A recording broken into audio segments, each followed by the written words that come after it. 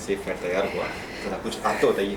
Sir जैसे मैं एक छोटे कस्बे से हूँ, जम्मू कश्मीर रियासत से हूँ, एक जम्मू कश्मीर के बहुत कोने से गांव से हूँ मैं।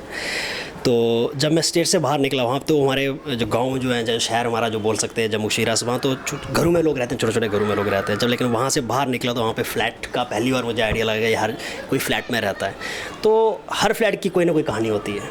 तो मैंने कहा मेरी फ़्लैट की क्या कहानी है। तो जब ये कहानी लिख रहे थे हम, जब ये फिल्म बनाने का आइडिया आया तो उस टाइम पे मेन इशू क्या था कि मैं जॉब कर रहा था। मैं आईटी के बैकग्राउंड से हूँ, तो मैं दिन भर काम करता था 9 से 6, रात को 7 से 3 बजे तक काम करता था, वीकेंड पे काम करता था। तो मुझे एक ऐसा कंसेप्ट चाहिए था जो मुझे ये सब स्केड्यूल को मैच कर सके। तो जैसे मैंने लगा कि फ्लैट के हर फ्लैट की कोई कहानी होती है, कहीं पे कोई रॉबरी हो जाती है, कहीं पे कोई मर्डर हो जाता है, कहीं पे कोई क्राइम हो जाता है, कहीं पे कुछ हो जाता है। तो मैंने उसी आइडिया से, क्योंकि मैंने पिछले 15 साल में पता नहीं कितने फ्लैट्स बदले हैं, कितनी कहानियाँ सुनी लोगों की, कितने एक्सपीरियंसेस किए।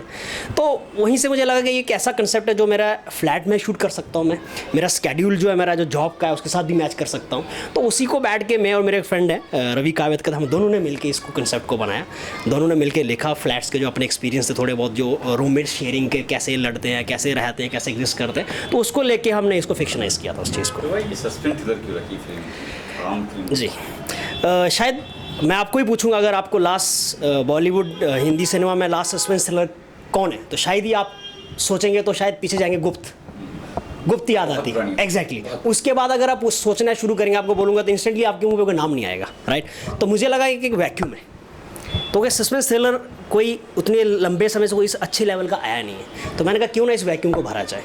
तो उसी पॉइंट ऑफ व्यू से रख के मैंने इसको सस्पेंस थ्रिलर को बनाया गया। कहा कि आप जम्मू कश्मीर से, तो जम्मू कश्मीर से कई कहानियाँ आ सकती है, बहुत सर, कई चीज़ें आ सकती है, बहुत सर। उन कहानी को ना छू के आपने ये कहानी छू। जी, उसका भी एक रीज़न है।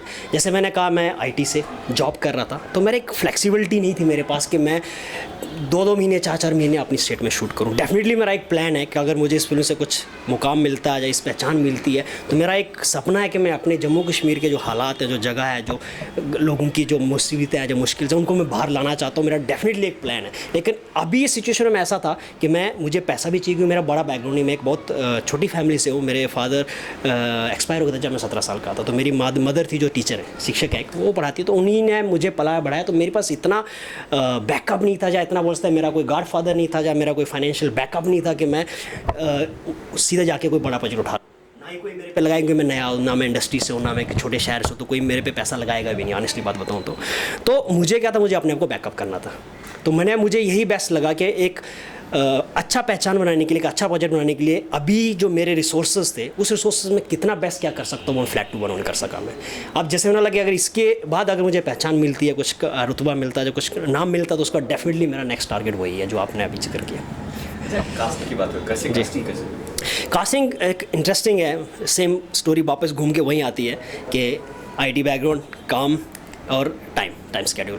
दूसरा क्या था कि मुझे एक ऐसे एक्ट्रेस चाहिए थे सर कि जो फ्लेक्सिबल हो, अगर उनको बोलूँ बैठ जाए तो बैठ जाए, उनको बोलूँ खड़ा हो जाए तो खड़े हो जाए।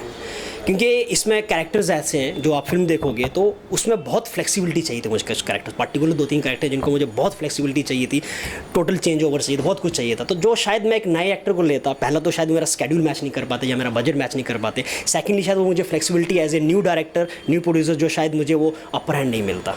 तो एक वो वन ऑफ द रीज़न था कि मुझे एक नई कास्ट के साथ जाना पड़ा। नई नहीं बोलूँगा, काफ़ी अच्छे एक्टर्स हैं, थिएटर में बहुत काम किए हैं लोगों ने, टीवी में भी अच्छे काम किए हैं उन्होंने, वो अलग बात है, उतने बड़े नाम नहीं है बट बहुत अच्छे एक्टर्स हैं। Thank you, sir. Thank you.